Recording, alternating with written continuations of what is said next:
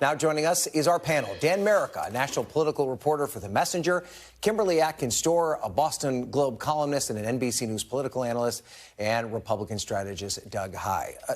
Dan, this is where we are. McCarthy couldn't get one appropriations bill done. I mean, not last week, but really all summer. Now he tells us he's going to get 4 through and maybe a CR. I mean, how realistic is this? Highly unrealistic. I mean, I know that he says he's an optimist. He thinks he can get it done. It doesn't seem like it. I think Sahil is spot on that it doesn't look like either house, either chamber is going to be able to get something done.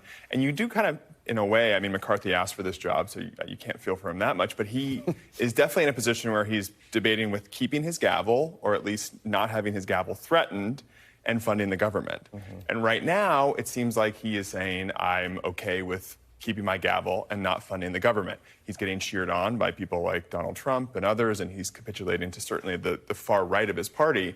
How long does that last? Does that continue to impact his standing with moderate Republicans in his party? It remains to be seen. I'm actually interested in the political ramifications of this. There are elections in a few weeks in Virginia and other states. The shutdown could be significant. No state in the nation is more tied to the federal government than Virginia, as you know well. Don't get ahead of our rundown, Dan. We're going to get to that in a second, all right? Okay. So I want to get to the guy who's been in a room for conversations like these. Doug, it's interesting with McCarthy, and to Dan's point about this, it does seem as though he's trying all these different maneuvers to convince these conservative holdouts to come on board. He did the impeachment inquiry.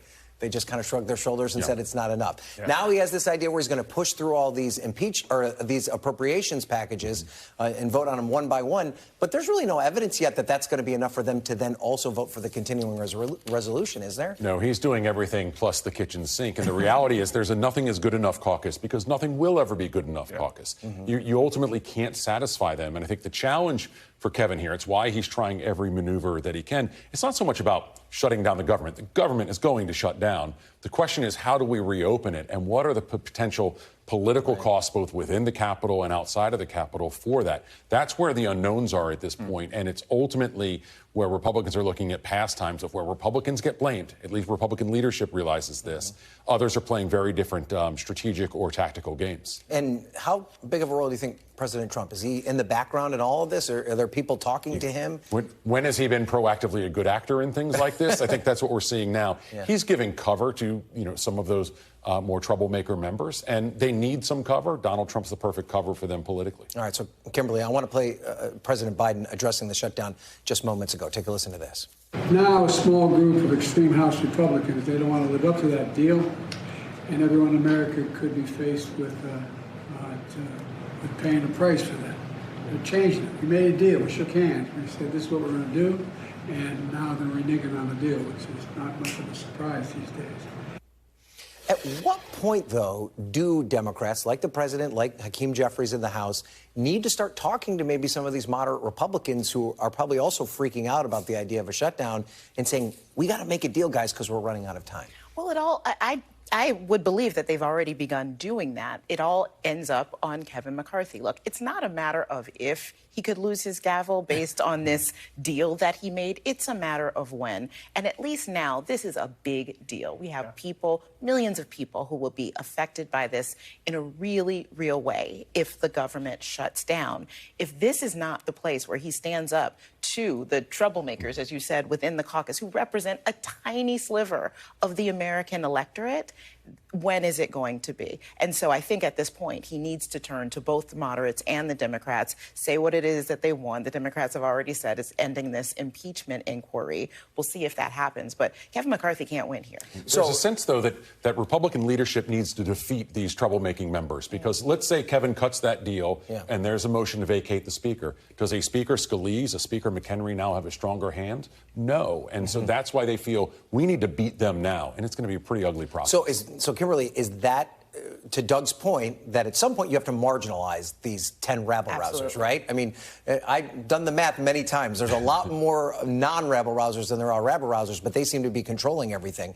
I mean, that's going to require at least a small group of Democrats, right? Yes. Does Hakeem Jeffries say to that small group of moderates, hey, listen, let's cut a deal with them to get this government funded, and then when the motion to vacate comes around, you guys can walk out of the room or do something to protect his speakership. Would that be responsible on Jeffrey's part? Depending on what that deal is, I think that's exactly what you're going to see happen. You have people on the Democratic side who, unlike the Republican side, are talking to each other, coming up with a plan, and are really gaming this out. And in the meantime, they can point the blame to Republicans if the government shuts down, as you said, depending on how long it remains shut down. Okay, now let's get to your piece, Dan. Dan wrote a piece for the messenger.com about the political fallout beyond Capitol Hill and how this could affect legislative races in Virginia. We spent a lot of time talking about what happens here in the Beltway, but this has big impacts outside and not that far out of the Beltway.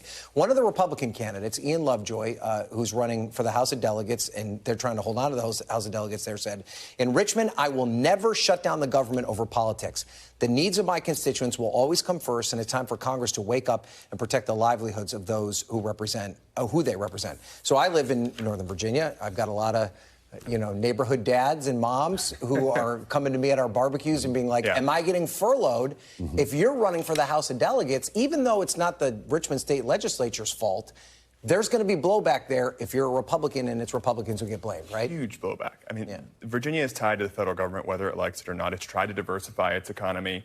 In Northern Virginia, it has not done that. There are hundreds of thousands, there are tens of thousands of government workers who live in the D.C. suburbs. There are bus lines that go from one city in Virginia directly to D.C. because that's how federal workers get to work.